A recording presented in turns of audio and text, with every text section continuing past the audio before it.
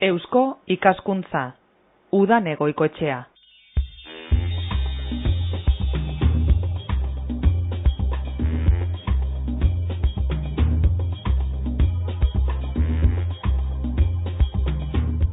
Ondo etorri entzuleok, badakizu Eusko ikaskuntzari esker, hemen jarraitzen dugu Bizkaia irratiaren sintonian, eta gaur Euskaldunak eta Europa.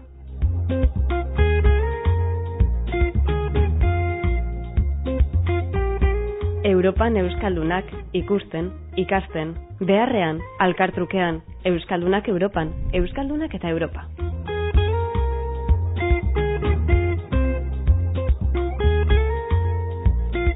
Lehia Defensarako Euskal Auzitegiko lehendakari ordea gonbidatu dugu gaurko honetan geurera. Hementxe aurrez aurre Bizkaia irrateko estudioetan Javier Berazategi. Javier, ondo etorri.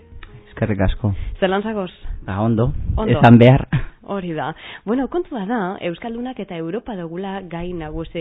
Zuk zeuk bidaiatu duzu, atzerrian masterra egin duzu, eta gaur egun Lehia Defensarako Euskal Auzitegiko lehendakari ordezara. Baina nik uste dut gaur eguneko kontuetatik barik, aurreko kontuetatik hasi beharko geunkela. Ez da denporan atzera egin beharko geunkela.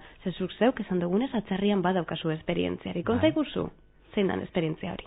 Bueno, ni zuzenbide ekonomikoa ikasi egin nuen Deustuko Unibertsitatean hemen Bilbon, eta gero ere, diploma horrelako Europar gaietan diploma bat ere egin nuen hemen Deuston, eta antxe, lehenik eta Erasmus egin nuen Holandan, eta neskato bat ezagutu nuen, eta badakizu ze esaten duten, ze hori mundua, maitasuna mundua, horrelako mugiarazten duela, eta nire kasuan ere horrelako egiutxa izan da, eta neskatuarekin elkare ikusteko eta ibiltzeko, Bruselara joateko horrelako irrikian nengoen, eta ikasi egin nuen Brujasen.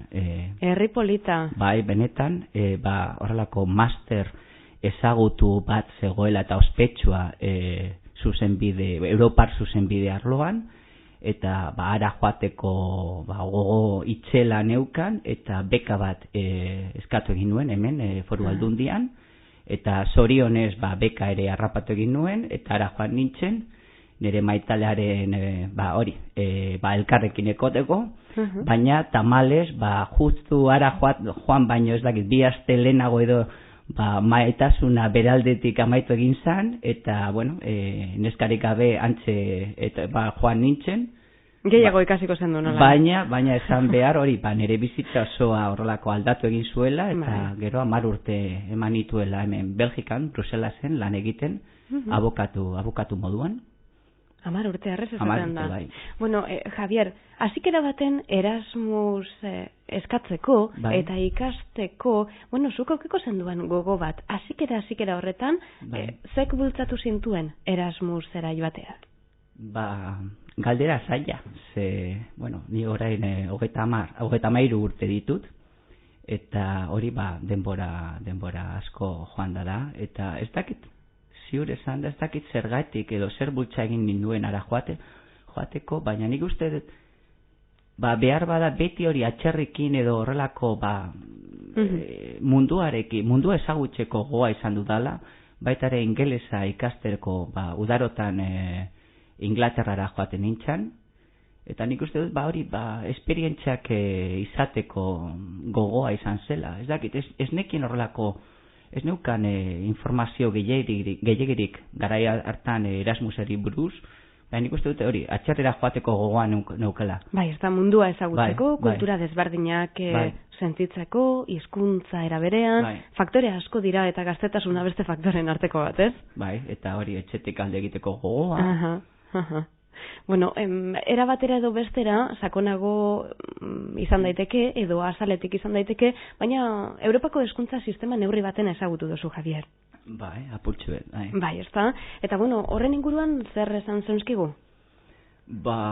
Niretzat, bentsat edo masterra, hori Brujasen masterra egin nuenean, benetan aldaketa itxela izan zela, baina benetan hori, traumatiko modukoaz, badakizu hemen, edo bentsat Deuston, edo nik uste dut Espainiako unibertsitateetan beti hori bentsat letraseko ikasleak beti gauza guztiak buruz ikasten ditugula, azterketak baina hori hiruzpalau egun lehenago hori denak horrelako totxoak ikasten eta ehundaka horreak bata bestearen atzetik irakurtzen, eta ara iritsi eta dena aldatu egin zen. Teoria baino praktika da praktika gehiago, hori klasera joan eta hori apunterik ez hartu egin behar, hori bakarrik irakasleari entzun, baina gero liburutegitan hori orduak pasa ikerketak egiten, irakurtzen, tekstuak, artikuluak, niretzat horrelako aldaketa izugarria izan zen, baina nik, behintzat, pertsonalki askoz ere, nik uste, erakargarriagoa eta interesgarriagoa.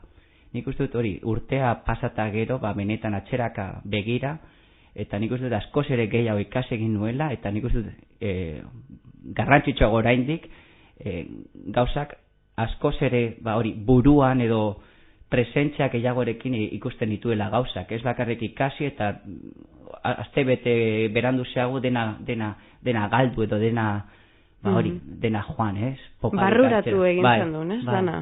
Eta nik uste dut, nire esperientzian hori, nire lanan, benetan oso laguntza handia izan dela, hori, gauzak, txostenak idazteko, horrelako, nire zuzenbide arloan horrelako gai Europarrei buruz lan egiteko, benetan masterra askoz ere niretzat, pentsat, esperientzia erakargarriago izan dela. Eta karrera homologazioa ahotan hartu ezkero, hori konparatzen badugu, alderatzen badugu, zein desberdintasun dago? Nire ikuspegitik, zaila da, nire, zeo zer esatea zen, ni bakarrik masterra ikasi egin nuen. Nik ez naiz egon horrelako atzerriko unibertsitatean lan egiten edo ikasten, eta, masterrak bentsat, homologatuak dauz, edo, nik uste dut horrelako errazago da konparatzea, bentsat, nik egin nuen masterra, Europa osoan nahiko ospetsua da, eta denok ezagutzen dut, bentsat, abokatu bulegotan oso ezagutua da.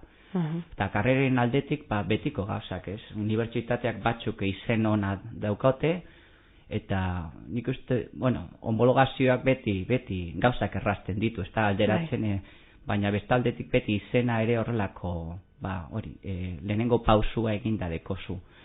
Eta, nire kasuan deustu zen hain ezagutua, baina, behintzat, jendeari ezagutarazteko edo Bilbotik zatorrela eta unibertsitate batera ikasi duzu, jesuitako unibertsitate batean, ez dakit, ez da horrelako ingeles munduko unibertsitate, Oxford, Cambridge eta antxekuak, baina, nik uste dut gutxika, globalizazioekin ere unibertsitatei buruz ere ikasten dugula, Frantzian, Belgian ere. Belgiko unibertsitateaz zer esan zenskigu, holan irudi bat egiteko, masterra egiten zen bihurtzen bitartean, zen giro ikusi zen duen, testu inguru apur bat, ez da bakera onde esaten jako. Zaila da, esatea ze, kasu hau nahiko aparta da, ze bakarrik masterrak egiten dituzu, ez da unibertsitatea. Masterretarako bakarrik hori, ekonomia, beti Europar arloan, ekonomia, zuzenbide eta politikari buruzko masterrak dauz. Baina hori bakarrik, bai. Así que hori, unibertsitate munduan, ondino ez dekot esperientzia handirik. Eta zeure inguruan zenbat jente egoan, zein jatorritakoa gogoratzen duzu? Bai, noski bai ez, eta ondino oso lagun minak, eta oso lagun onak ditu, eta beti hori eskontxetara gonbidatzen gaituzte, eta horrelako beti hori elkarrekin edo ibiltzen gara urtean behin edo birritan, bai. Hori, Europar osoko biztanleak, eta baita ere atxerrikoak, Amerikakoak, Australiarrak, hori, munduko txoko guztietatik etortzen ziren, bai. Eta zein izan zen master hori amaituta, lan merkaturako bide edo abentura hori, Javier? Nire kasuan nahiko erraza, hori esan behar, izan zen, hori, behintzat han egonda, Belgian egonda, eta gainera hori, mastera nahiko ospetsua zen, eta, ez genuen geuk lan bila joan behar, ez? Nire kasuan despatxuak edo abokatuen bulegoak geuk ikustera etortzen ziren, horrelak entrevistak egitera, elkarrizketak egitera, eta zeuk hori zure kurrikuluma eman, eta hori gero ere beraiek ezagutzera joaten zinen Bruselara, así que ordu bateko tren bidaia, eta hori amaituta jarraian lan egiten hasi egin nintzen abokatu bulego ingeles batean, eta antxe egon nintzen 8 urtez, eta gero beste abokatu bulego amerikar erraldoi batek eros egin gintuen, horrelako beste globalizazioaren froga, eta hori 10 urte eman nituen Bruselan, eta dagoeneko nik uste sustraiak ere horrela deikari ziran, eta etxera itzultzeko gogo handitan nengoen, eta aukera aparta izan nuen, lehiaren defentsarako Euskal Auzitegia horrela sortu zutenean, eta kurrikuloa bota, eta zorionez hartu egin ninduten. Aukera ona egin zendun, aukeraketa ona, posik zagoz orain hemen? Bai, orain dikoz, nahiko posik, beti hori etxera itzultzeko gogo handiz nenbilen, baina nik hori ikasi egin dut bizian ezin duzula hori beti gauzak betirako direla esan, eta behintzat hori, biruz palau urtetarako oso ondo ikusten dut nire burua hemen, etxean, familiaekin, gurasokin, lagunekin, badakizu hemengo altxor guztiak disfrutatuz, ura, surfa, lagunak, pintxoak eta betiko gauzak. Así que, orain dikoz oso ondo. Posten gara. 8 urte asko dira, esan duzu bulego ingeles baten ibili zinela 8 urtez, hizkuntza aldetik lankideekin eukidozun harreman horretan zelan? Beti ingelesez. Ulergarria ez da. Masterra ere bi hizkuntzetan ikasten genuen, bai ingelesez, bai frantsesez, eta nik ere lehendanik Erasmus ere ingelesez egin nuen, así que nahiko, ez eroso, baina ondo moldatzen nintzen ingelesez. Baita ere, masterra amaitu ondoren, frantsesez ondo moldatu egin behar, eta gainera Bruselan ibilita gero, ez da? Biziteko derrigor, ez da? Ezain beste. Hori, taxi hartzeko eta supermerkatura joateko, baina bestela beraiek ere beti ingelesez. Ingelesez luertzen dute, eta lagunak betiko moduan, hemengoak, edo espainolak, edo, beti ingelesez ere moldatzen gara. Azken finean, nik uste dut, onartu egin behar dugu, ingelesa lingua franca bihurtu egin dela, naita ez. Han Bruselan egin dozun lana, eta hemen Euskal Herrian egiten dozun lana parekatu ezkero, flash batzuk edo zertzelada batzuk emoteko eskatuko dutu, Javier. Zein da aldea? Zeintzuk dira desberdintasun nagusiak hango lanaren eta hemengo lanaren artean?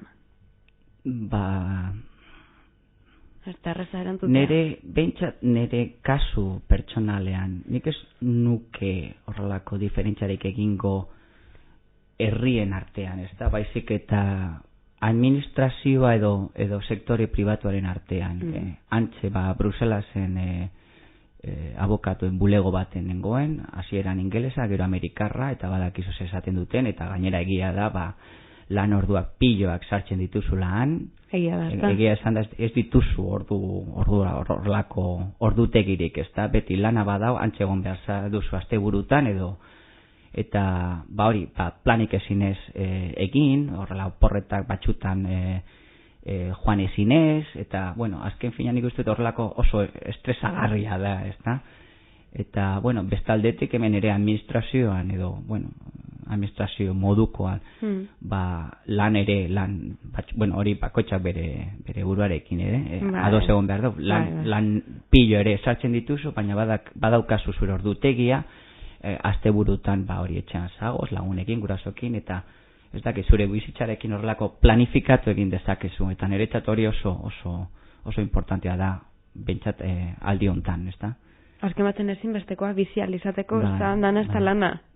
Nik uste, heldutasunarekin edo 30 urte pasatuta gero, hori, beste gauza batxutan petxatzen hasten zara.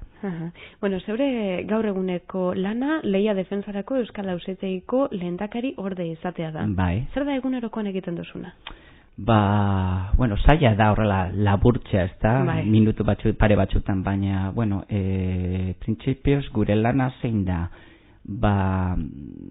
enpresen arteko lehia horrelako regulatzea edo zuzentzea da, ez da, ekiditzea geuk txarto deritxogun praktikak edo itxarmenak, ez da, ezakit, kasu praktikoak emango dutxut. Bai. Adibidez, Bilboko taberna guztiak elkarrekin bildu eta txikituen prezioak igotzea, adosten badute hori txarto da kontsumitzailentzat. Eta gure lana da hori ekiditzea. Eta behar badego ere izunak jartzea. Azken finak geuk kontsumitzaileen alde lan egiten dugu, baina hori, enpresen munduan. Geure lana da enpresek kontsumitzaileen alde lan egitea da. Hori zer esan nahi deu, kalitatezko produktuak saltzea eta gainera alik eta merkeen. Eta horretarako, hori, geuk deitzen dugun pakto antikompetitiboz edo lehiaren aurkako itxarmenak edo jarrerak edo praktikak ekiditzea da. Bestalde batetik geuk deitzen dugun abusos de posición dominante edo ez dakit nola esan euskeraz, hori jarrera indartsuak ekiditzea, hori kasu horrelako tipikoa, oizko kasua, Microsoft, ez da, hori merkatuaren 85 edo 17, euneko 87piko indarra daukosunean, praktika batzuk ezin dituzu aurrera eraman, ez da, eta gure lana da hori zaintzea.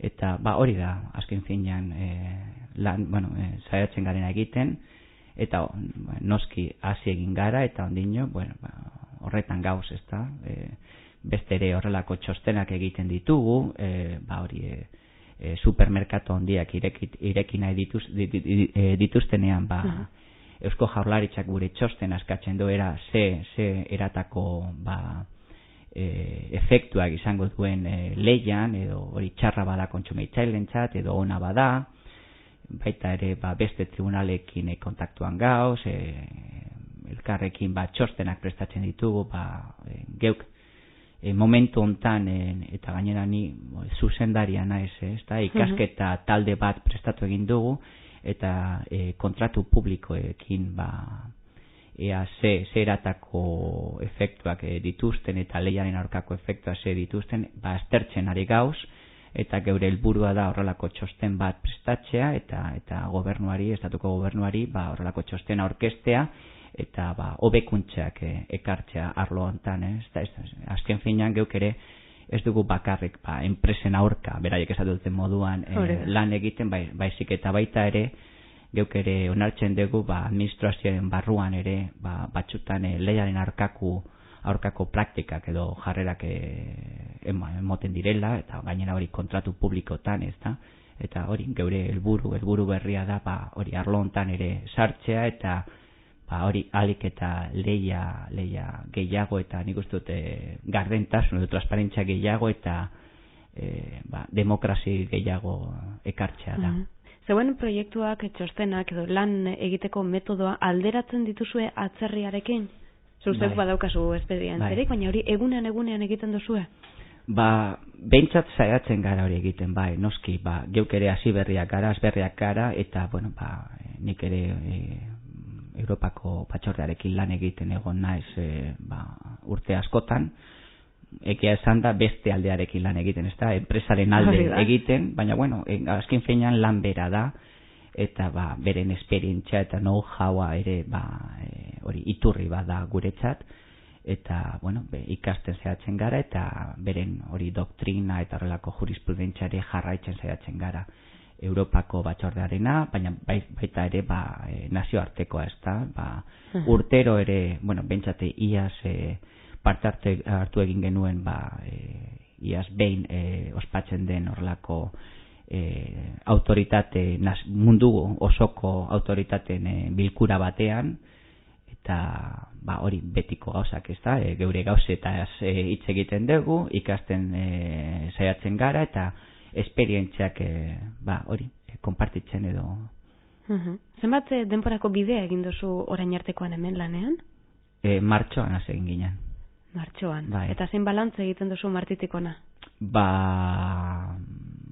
Nik uste oso positiboa, bai, benetan, bai. Bueno, hasi berriak gara, hori da, hasi gara guztiak ez da nobedadea. Bai, eta gainera hori gogorrak izaten dira, gainera, hori konturatu egin naz, administrazioan eta esartu mesedes hori kritika modukoa, baina egia esan, ez da hori sektore pribatu bezala, ez da, gauzak astirotxu ibiltzen dira, hori barne gauzak horrela burokrazia badakizu beti dago zerbait hori txostenak gauza guztitarako prestatu egin behar dituzu.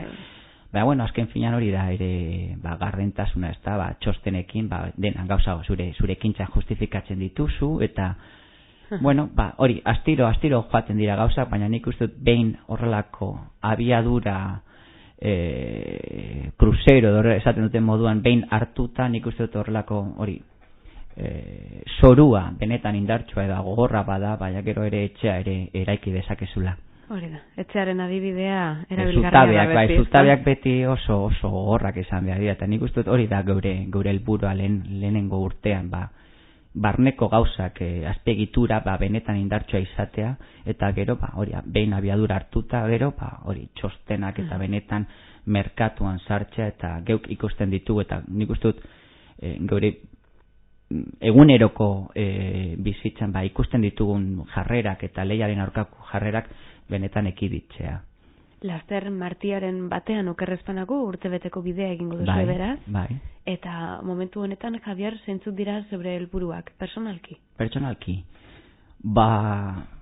Bueno, badakizu ze esaten duten ere, beti leku berri batera iristen zarenean, eta bueno, ez dut esan nahi nire etxea leku berririk dela, baina bueno, 10 urte atxerrean egonda gero, bai, benetan batzutan petzatzen duzu hori, erosoago sentitzen zinela Bruselan, ez da, iria ezagutzen zenuen, adibidez ona etortzeko arazoak izan ditut,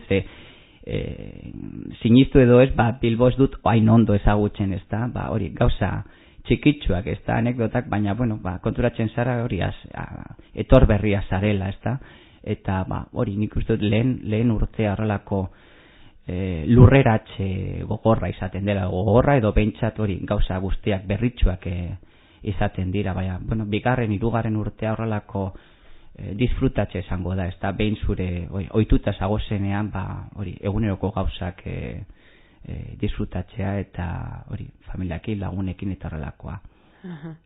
Bueno, hori apurka etorreko da, ez da, hilabete gitxi dira, beraz, uste dut oraindik berbaren bat edo beste inglesez bai atortzula, ez? Bai, nik naia konturatu egin txostenak idaztean batxutan eta hori horrelako akats ortografikoa eta horrela hori inglesekoa? Bai. Konturatu barik? Bai, egia, bueno, azken 10 urte izan dira horrela ingelesez mintzatzen eta idazten, eta ez dute esango hori ametsak ere ingelesez egiten ditudala, baina bueno, batzuetan gertatu egin da.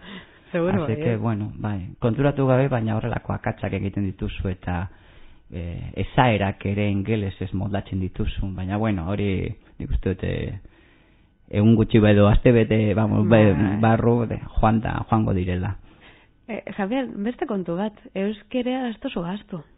Bueno, nik ni ez naiz hain eroso sentitzen orain, ikastolan ikasia naz, instituton ere euskeraz, Deuston nere garaian bentsat ez zegoen hainbeste gai euskeraz, ezta? Baina, bueno, Bruselan ere, bueno, lagun euskaldunak nituen, bai, Euskadiko ordezkaritzekin, antxe lan egiten duten jendearekin, oso ondo moldatzen nintzen, beti urte horrelako gabonetako koktela edo jaia prestatzen dute, eta oso, nik uste dut beti atxerrian zagozenean, beti euskaldunak edo behitzaten, bueno, oso elkartzen garela, eta, bueno, badakizu ohiturak, sustraiak, eta hori aldarrikatzen ditugula, bai. Así que, bueno, gero, bueno, antxez bentsat zaiatzen ginen, bueno, euskeraz mintzatzen, eta geuren artean, euskeraz mintzatzen. Baina, bueno, orain ere, baita administrazioan nahi eta ez, eta gainera nik uste dut oso onuragarria dela, geuk elebitunak gara, edo izan behar gara, eta geure txostenak, eta ezabapen guztiak bi hizkuntzatan egiten ditugu, eta hori biztanleekin ere euskeraz zein erderaz mintzatzen gara. Bruselan esate baterako beharrean lanean ibili zarenean azaltzen izan duzu nongoa zaren, zein dan zure jatorria eta zein dan zure hizkuntza? Bai, noski, eta gainera nik uste dut hori euskaldunok pentsat atxerrean gauzenean beti horrela zeiatu egin behar gara. Nik ez dakit, jende asko esaten dugu, ez da, geukara gure lurreko enbasadore honenak, ez da, eta ez ditugu diplomatikorik edo diplomatikoen laguntzarik behar. Azken finean, hori, zure lagunekin eta lagunen artean, zure herrialdea saltzen duzunean, hori da, nik uste dute favorerik handiena, ez da. Así que beti, eta gaina lagunek ere gonbidatu egin ditut ona etortzea, eta beraiek ere hemen egon dira, eta bueno, ez da oso zaila gainera, ez da, hori janariari buruz, mendiei buruz, itsasori buruz hitz egiten duzunean, edo zeinek interesatua da, ez da. Seguru baiet. Bai. Bueno, Erasmus egin zenduan, gero masterra, non eta Brujasen moduko herri ederrean. Etze arriskoak, tailetu baltzak, holangoa da Brujas, ez da? Brujas nik uste hiri edo herri magikoa da, ez da. Ipuinetako modukoa. Ipuinetako, sorginak eta horrelako, nik uste, eta gaina nire txat, antxe, ez dakit, baina behar bada, nire bizitzako urterik onena edo behintzat intensuena izan zela, ez da. Oraingoz, hori, ez ezan inoiz, gauza guztiak betirako dinerik, ez da, baina, oso nire gogoetak Brujasi buruz, hori, primerakoak dira.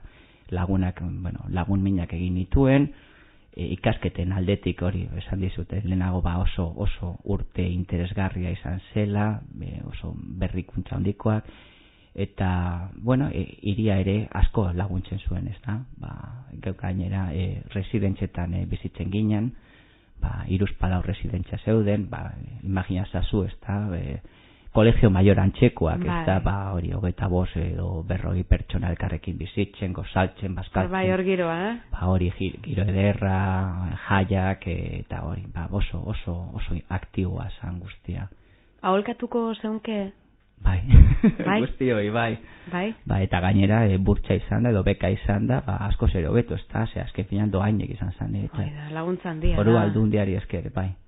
Beraz, zeure aholkua hori da. Bai, eta gaina nik uste dut, eta beti esaten dute, ez da, konferentzetan edo mentzatzen aizean, hori, ikasleentzako, eta, hori, atxerrira joatea, eta, beti esperientzia pertsonalki oso, eta ahaztu ezazu hori lana edo profesionalki askoz ere, nik uste dut ere laguntzen duela, baina nik uste dut pertsonalki zure barrurako benetako esperientzia aparta dela, ez da, hori, ez dakit, zure oituratek irtetzen zarenean, zure etxetik irtetzen zarenean, eta besteen oituretara edo besteen pertsonalitatera oitu egin behar zarenean, nik uste ere askoz ere aberazten duzula zure pertsonalitatea. Azken baten kontrastea ezinbestekoa dela, ikasteko. Aberaztasuna dakar beti. Hori da.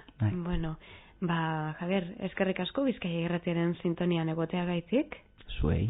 Eskerrik asko, zeure esperientzia honegaz, geuk bere ikasi izan dugu, eta, urrengo baten, ia hemen alkarrik usteko ere daukagun, martiaren batean hasi dozuelako zeuen bidea, eta oraindik urte bete eskaz, datorren urtean akaso, hementxe ikusiko dugu alkar. Lehia Defentsarako Euskal Auzitegiko lehendakari ordea, Javier Berasategi, urte askotarako. Mila esker.